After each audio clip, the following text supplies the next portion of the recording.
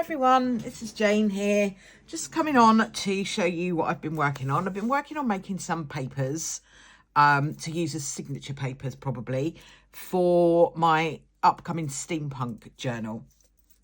And so I've just been kind of trying out some different ideas with some inks and bits and pieces. And I'm kind of quite pleased with the results of this, but it's a kind of learning curve of different techniques and what is going to work best. Now, you could do this on coffee dyed paper or any other kind of paper really, but I just thought for the purposes of this journal, I would just do it on some plain white printer paper, just for the purposes of this video. So, you know, you could use coffee dyed paper, and I do have some, but I thought, you know, some people might not have any. So this is the effect that you can get if you just use plain old printer paper. So I'll just show you how I managed to get that effect, because I'm kind of quite pleased with it.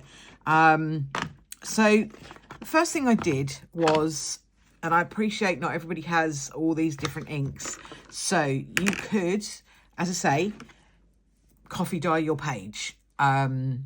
So you could, you could just get some black tea and paint it over your page. You don't have to do the whole dipping thing, but that is a process, so I didn't want to do that for now. So yeah, you could absolutely do that. Sorry, I'm a bit distracted because Merlin's just appeared and I'm just a bit worried that he's going to try and jump on the table, because that's what he usually does. No table. No, not this time, baby boy. You go and sit on the sofa. Go on.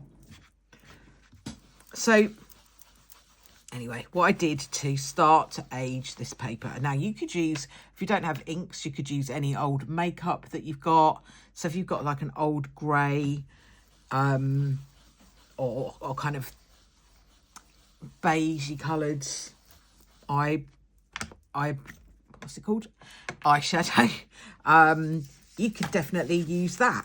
You can mix them together to get different colours. There's loads of different things you can do. If you've got gelatos, you could use those. If you've got pastels, you could use those. So I'm going to use some inks, and I'm going to also use some pastels. So what I did for the one that you've just seen there, the prototype, I'm trying not to do this too hard so I'm not shaking your camera about too much and giving you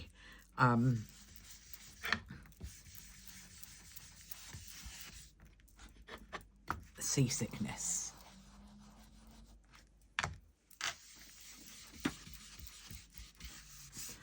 So what I'll probably do is I'll just do half of the page this time, so that I'm not shaking you about too much, because it's very hard to do this without rocking the table. So for now, we'll just call that half a page done. I can do the other. I'll complete the other page later. And what I'm going for is like a kind of grungy effect. So that is old paper. If you have inks that are kind of grey, you can get like smoky grey colours. That would work just as well. But that's what I kind of fancied. The example that I was using to like pick my colour palette really was this sort of thing. So I kind of, that's what I've been working with, that whole like light brown, dark brown, this kind of dull turquoise colour. So in order to get that colour, I've got this ink, which is Salvage Patina. This is one of my absolute favourite colours. So, you know, I would recommend that as an ink to use. It's really useful if you're making like grungy sort of things. So, you know, if you're looking at whether to bother with some colours or whether not to, I find it really hard with things like that, because I'm one of those people who like looks at all the different coloured inks and thinks, oh, I'm gonna need them all, I want them all. I like to have I'm a bit of a collector, so I quite like collections. No, Merlin, not the table, thank you. No.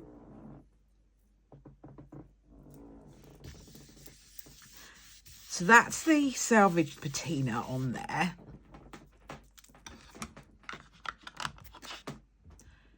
So that's kind of made the background. And then what I used are some metallic. No, Wales. Go on, off you go. Sorry, I know he is going to jump up there at some point. There's no stopping him. I'm doing my best, but honestly, there's probably no stopping him. So I'm also using these metallic pastels. Now, when I first did this, I was using like the edge. I'll show you on this other side of this paper, like this edge. And that's quite hard to rub in and get rid of because you're left with the mark. No, you're not going to do it. So what I discovered was it was better to just use it as on the blunt end. So I'm just putting that on there. I'm using a finger to rub this in.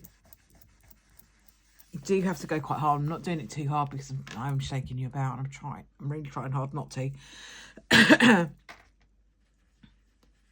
So you could do it with, you could probably do it better with a sponge or like a makeup sponge. And like I say, if you don't have all of this equipment, like the metallic pastels, again, anything like an old makeup thing would probably be really good for this. So this one's not actually working quite as well as it did before, so I don't know whether maybe my fingers aren't quite as warm. I'm not sure. So let's just try mixing in a bit of this. Let's see if that starts to smudge. Oh, maybe that's helping a little bit. We're going to be stenciling over this anyway, so it doesn't really matter that much. I'm just going to put on that and see if it helps to smudge it in. I'm sure you could smudge it in better if you really, really got into the paper, but I don't want to do that and rub it in too hard because that is going to rock you about all over the place and you will end up feeling seasick. So I don't really want to do that. So these are metallic soft pastels. I got these on Amazon with a gift voucher, so they were like a birthday present, and I really love them. They're similar to gelatos, not exactly the same, but they have a similar kind of effect. But honestly, you could get that same effect by using old makeup. But just in case you wanted to know what it was that I was using, that's what I'm using there. So we're starting to get a page that is starting to be a little bit grungy. Yes, I know you're back, but you're not to come on the table just yet because I'm doing things. No, Merlin, you don't need to do it. Get down, there's a good boy. Go on, you go over in there a bit more and you find your biscuits. Good boy. Okay, so this is what we're left with. Definitely, you could also try activating these inks because these are distress oxide inks. So I might just try and wet my finger actually and see what effect that has. So that's it. Just wet my finger a little bit and see if that has any effect whatsoever. No. He doesn't give up, that Merlin, do you? You don't give up. So I think it will activate a bit. It won't make any difference to this, but it should start to make a difference to the ink. So, yeah. I didn't actually do anything with the water on the other one, but I don't know, you can't really see it very well because I didn't put much water on it. I'll do that as another experiment later and let you know how we get on. But then I just used my stencil.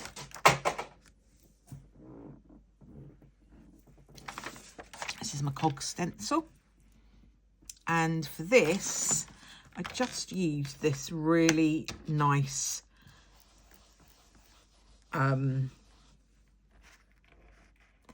Distress Oxide stencil. These brushes are great. I got these on Amazon, not expensive. They're that really thick, closely packed brushes. They're the best things for stenciling. I've tried all sorts. I've tried using the dauber, I've tried using tissue, all kinds of different things. These are the best thing that I've found. But you could use like an old makeup brush, would work just as well. So you don't need it all, is basically what I'm trying to say. So sorry, I think I got a bit distracted because I was talking to you about inks and coloured inks. Really, I would get, if I were just starting, I would get a black, I would get a green. I think peeled paint is a really good green to get because it can be used for just using as green somewhere, but it's also quite good if you want to do something grungy. I would buy one brown, and I would get a pink. Worn lipstick is quite a good one because that can be grunged up quite easily, but also used as a decent pink. And I think that would probably be enough to start you off, to be honest. A green, a blue. I don't really use much red, but if you were kind of going to go down that route, probably a red would be useful. But that's not a colour that I really use very much. I really love that salvage patina. I would always recommend that because it is just a really nice colour that can be used for loads of different things. I'm just trying to think what other ones. Maybe a lilac or a purple, depending on what you want to do, what sort of journals you want to make. But basically, I would go for a black. There's a black soot. I would go for any of the browns. That's a really dark one, which is scorched timber. You can get walnut stain, which is a little bit lighter than that. I would go for one of those as a dark brown. Then if you wanted a lighter brown, you could go for vintage photo or something like that. Vintage photo is quite good because you can use that for backgrounds. So I would probably go with one of those. But other than that, really, it's all then just about what colours you like and what colours you fancy using. But the basic ones, I would say, are the ones that I've mentioned. So let's just see. So with our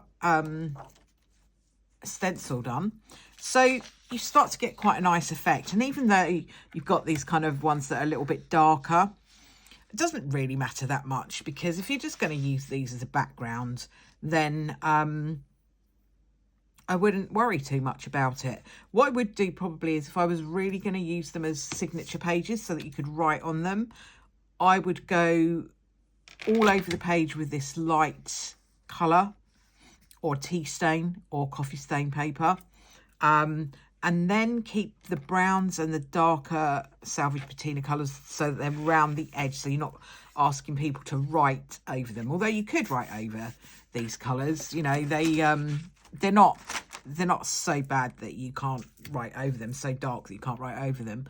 But you know, if you wanted to just kind of keep it to around the edges so that there's somewhere for people to write, absolutely you could do that.